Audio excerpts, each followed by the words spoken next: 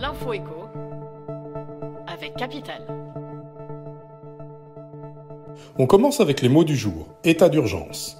Alors que la France a connu une nouvelle nuit de violence, la droite de la classe politique exige du gouvernement qu'il instaure l'état d'urgence pour mettre fin aux émeutes. Une question se pose dès lors. Si une telle décision était prise, que changerait-elle à votre quotidien ? L'état d'urgence est une mesure exceptionnelle prévue par la loi du 3 avril 1955. Interdiction de rassemblement, couvre-feu systématique, perquisition administrative sans autorisation d'un juge. Découvrez sur notre site l'ensemble des mesures d'exception qui pourraient être instaurées.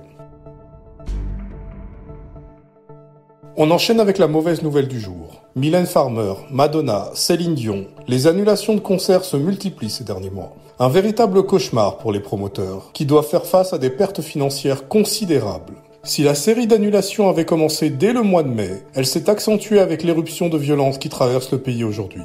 Pour éviter ces complications, les producteurs font généralement appel à des assureurs spécialisés dans le spectacle. Les assurances annulations permettent de couvrir la plupart des frais engagés, mais certaines dépenses, telles que les frais de communication, sont difficilement récupérables. Plus de détails sur capital.fr.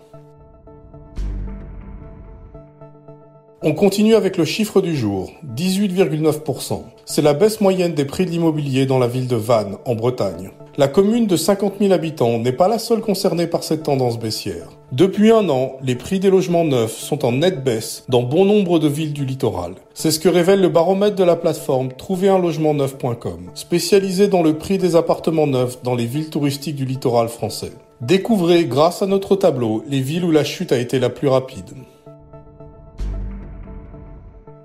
On termine avec l'info pratique. Depuis l'automne 2021, la Direction générale des finances publiques a débusqué 120 000 piscines dissimulées par leurs propriétaires. Si Bercy a choisi de s'attaquer aux constructions non déclarées, c'est qu'elles représentent un manque à gagner pour les finances publiques. À ce titre, l'administration fiscale rappelle que toute nouvelle construction augmente la valeur de votre logement et donc le montant de vos impôts locaux. Vous devez la déclarer. C'est le cas pour une piscine, mais également pour un abri de jardin, une véranda ou encore un garage. Mais que se passe-t-il en cas de non-respect de cette obligation déclarative ? Plus d'infos sur notre site.